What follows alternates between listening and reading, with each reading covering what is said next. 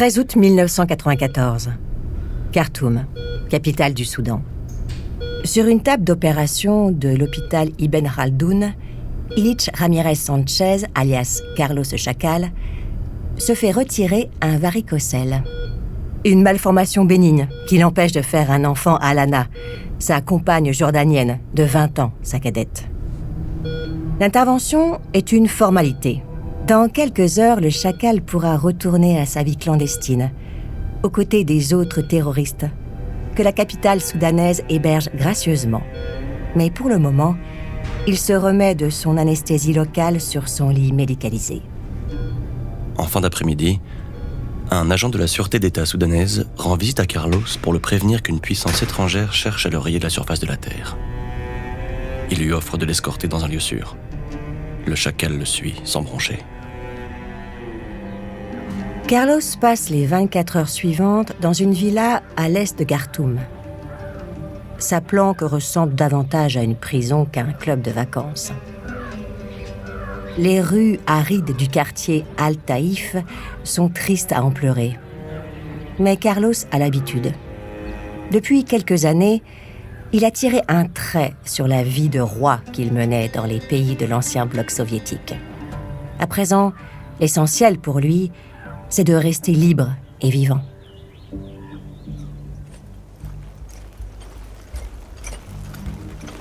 « 14 août 1994. Le jour décline déjà au-dessus d'Al-Taïf quand les hommes de la sûreté d'État débarquent dans la chambre de Carlos sans avoir été invités. Ils menottent le terroriste qui ne se débat pas.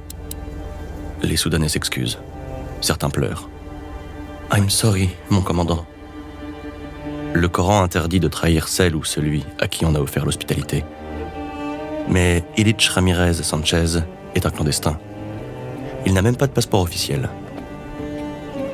Un médecin militaire pénètre à son tour dans la chambre et lui administre un puissant sédatif.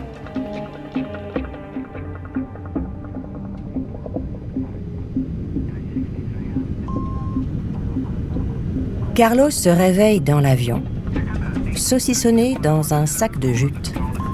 La cagoule qu'on lui a passée sur la tête l'empêche de voir ses ravisseurs. La peur le tenaille. Où l'emmène-t-on ?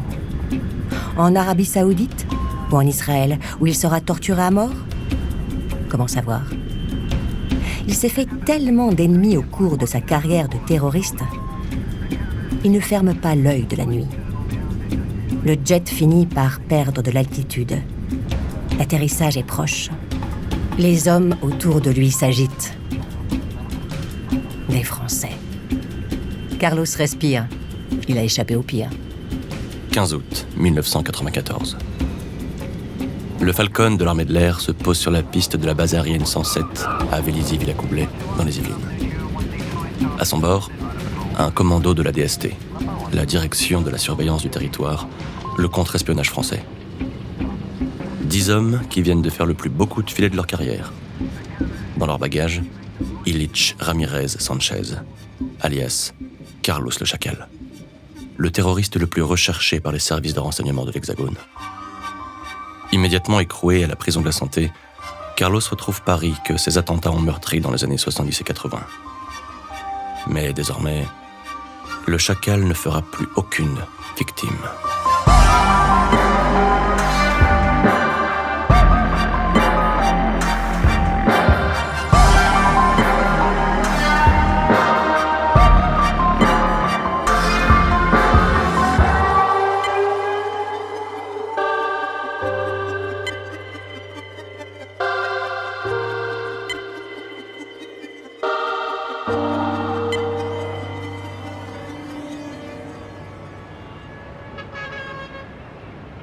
Carlos naît le 12 octobre 1949 à Caracas, la capitale du Venezuela. Dès le premier jour de sa vie, il est voué à l'action révolutionnaire. Son père, José Altagracia Ramirez, scelle son destin en lui donnant le second prénom de Lénine, Illich.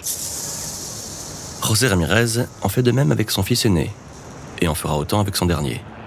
La famille Ramirez compte donc 3 enfants, Vladimir, Illich et Lénine. Tout un programme. Carlos vit une enfance aisée.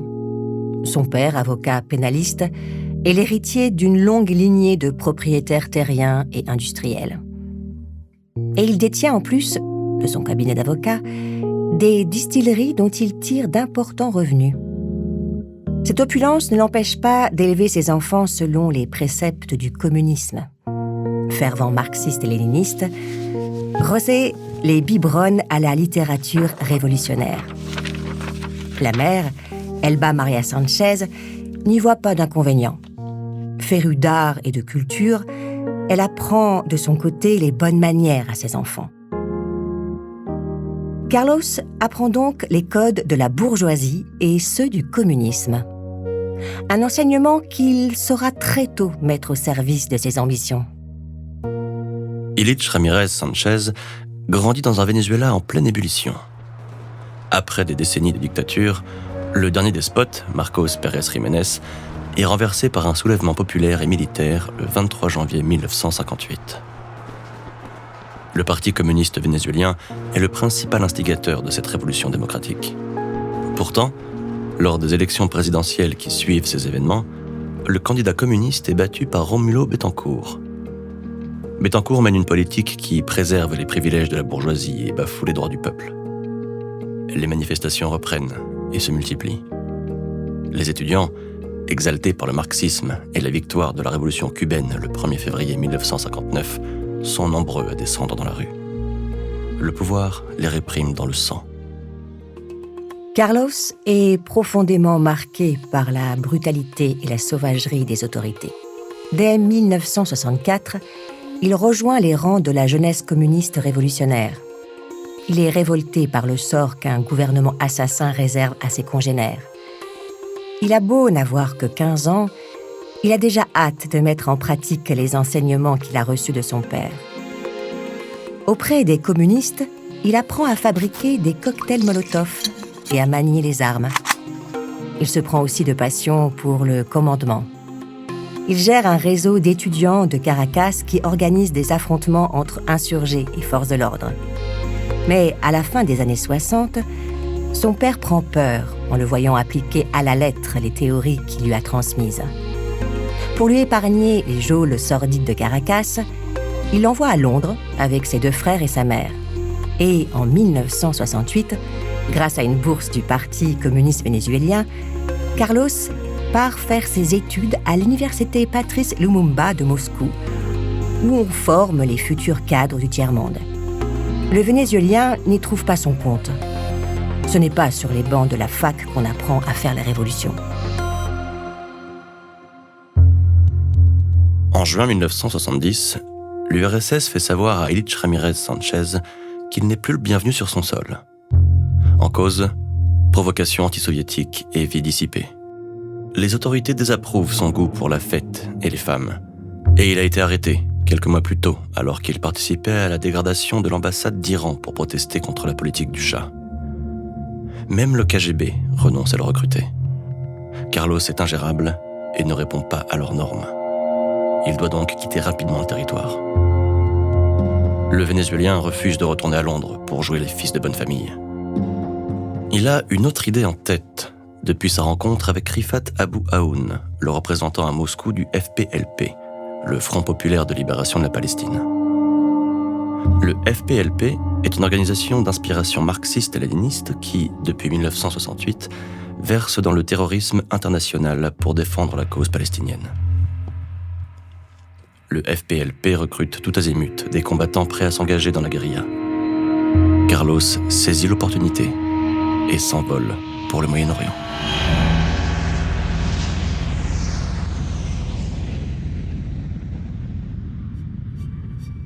Avant de continuer cet épisode, nous voulions vous remercier pour votre écoute. Si vous voulez continuer de nous soutenir, abonnez-vous à la chaîne Bababam Plus sur Apple Podcasts. Cela vous permettra une écoute en avant-première et sans interruption. Ou bien écoutez ce message de notre partenaire, sans qui ce podcast ne pourrait exister. Ne partez pas, on se retrouve tout de suite.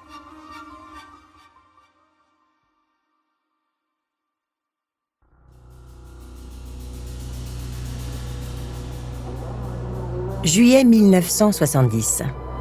Amman, capitale de la Jordanie. Carlos pénètre dans le bureau de Bassam Abou Sharif.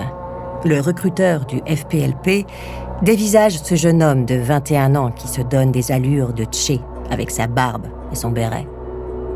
Il ne ressemble pas au fédaïn qu'Abou Sharif a l'habitude de voir. Et pour ne rien arranger, il ne parle pas arabe. Mais Illich sait se faire comprendre. « Je connais votre lutte et je veux m'engager. » Sans trembler, il raconte, en anglais, qu'il est un internationaliste révolutionnaire. Pour lui, la guerre que le FPLP mène à Israël et au sionisme est le seul mouvement actif de libération. Il veut en être. Il doit en être. Abou Sharif est impressionné par la détermination de Carlos. Il fait aussitôt de lui un membre du FPLP et l'envoie dans un camp d'entraînement dans le désert jordanien. Carlos s'exerce nuit et jour au maniement des explosifs et des armes à feu. Et il ne mâche pas ses efforts pour s'intégrer. Entre deux leçons de marxisme dispensées à ses camarades, il leur assure qu'il est venu mourir pour la Palestine. La situation géopolitique va lui offrir maintes occasions de joindre le geste à la parole. Depuis la création d'Israël en 1948, les Palestiniens, chassés de leurs terres, trouvent refuge dans les pays limitrophes, au Liban, en Syrie et surtout en Jordanie, où les camps de réfugiés abritent les organes officiels de l'autorité palestinienne et servent de base arrière pour les attaques des fédayines. Les Palestiniens ne reconnaissent pas la souveraineté du roi Hussein de Jordanie, qu'ils accusent de pactiser avec l'ennemi impérialiste. Ils forment un véritable État dans l'État. La situation s'aggrave en 1967, après la défaite de la coalition arabe durant la guerre des 6 jours. En échange de la restitution des terres conquises par Israël au cours du conflit, l'ONU contraint les belligérants à reconnaître l'État d'Israël. Les Palestiniens sont de fait placés sous occupation israélienne. Une situation que le FPLP n'accepte pas. Le 6 septembre 1970, l'organisation détourne simultanément 5 avions de ligne, dont 3 atterrissent sur le sol jordanien, dans une ancienne base de la Royal Air Force. Le 12 septembre, après avoir été vidés de leurs passagers, les appareils sont pulvérisés.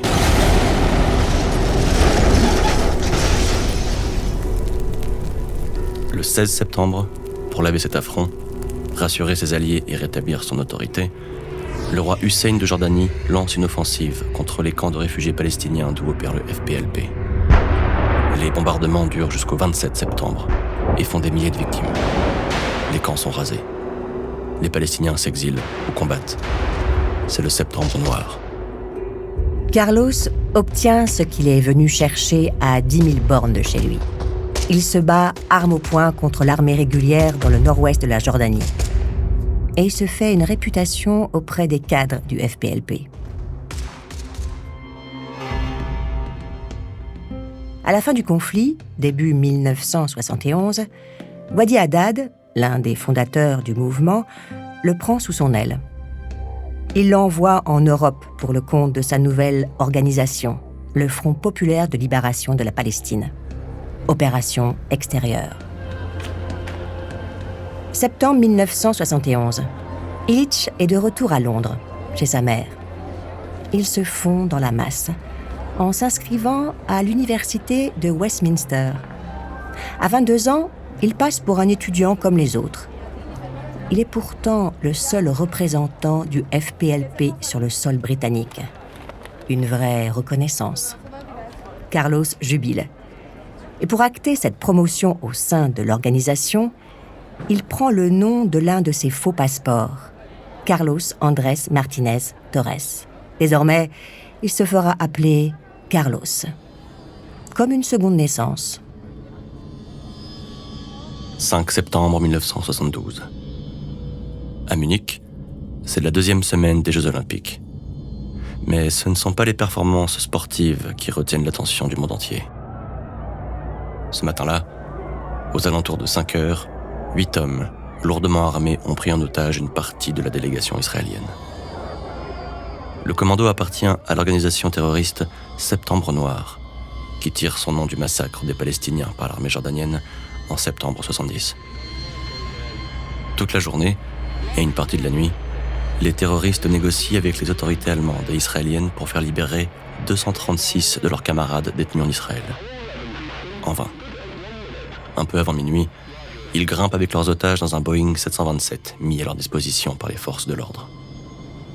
Ils pensent pouvoir s'enfuir au Caire, mais c'est un piège. À l'intérieur du jumbo jet, il n'y a aucun membre d'équipage. Les assaillants comprennent qu'ils ont été dupés et exterminent leurs 11 otages. En représailles, Israël lance l'opération Colère de Dieu. Les services secrets du Mossad reçoivent l'ordre d'abattre les commanditaires présumés de la prise d'otages et des responsables des organisations terroristes palestiniennes. À Paris, Mohamed Boudia, proche de Wadi Haddad, et le chef de la section européenne du FPLP, est assassiné rue des Fossés-Saint-Bernard. Wadi Haddad veut se venger. Il charge ses agents en Europe de frapper des soutiens d'Israël. 30 décembre 1973. Londres, Royaume-Uni. Carlos se met sur son 31 et glisse son pistolet Tokarev 33 dans la poche de son manteau. Il est vêtu comme un lord. C'est sa mère qui lui a transmis cette science de l'élégance. Une compétence nécessaire quand il s'agit de passer inaperçu. Le Vénézuélien sort dans le froid glacial de la capitale anglaise. Les Londoniens préparent le réveillon de la Saint-Sylvestre. Mais Carlos a d'autres projets en tête pour les festivités de fin d'année. Il progresse dans les rues enneigées et arrive bientôt devant le domicile cossu de l'homme qu'il doit descendre. Une maison de 30 pièces en plein cœur de Londres. Il monte les quelques marches du perron, enfile une cagoule et sonne à la porte d'entrée. Le majordome ouvre et se fige devant le canon du Tokarev. Carlos lui ordonne de le conduire jusqu'à son maître. À cette heure-ci, Joseph Sieff, PDG de Marks & Spencer et président de la Fédération sioniste de Grande-Bretagne, prend son bain. Entendant la porte s'ouvrir dans son dos, il croit à l'arrivée de son domestique. Il tourne la tête pour le sermonner. Qu'y a-t-il qui mérite qu'on le dérange dans un moment pareil ? Pour toute réponse, une balle lui transperce la lèvre supérieure. Il perd connaissance. Joseph Sieff gît dans l'eau de son bain. Sa plaie ouverte déverse des flots de sang qui se mêlent à la mousse. Carlos appuie sur la gâchette pour l'achever. Mais son Tokarev s'enraye. Il renonce à donner le coup de grâce. Il doit partir. La détonation ne va pas tarder à ameuter tout le quartier. Carlos redescend les escaliers et sort dans la rue. Avec ses allures de seigneur, il se fond dans la foule sans se faire repérer.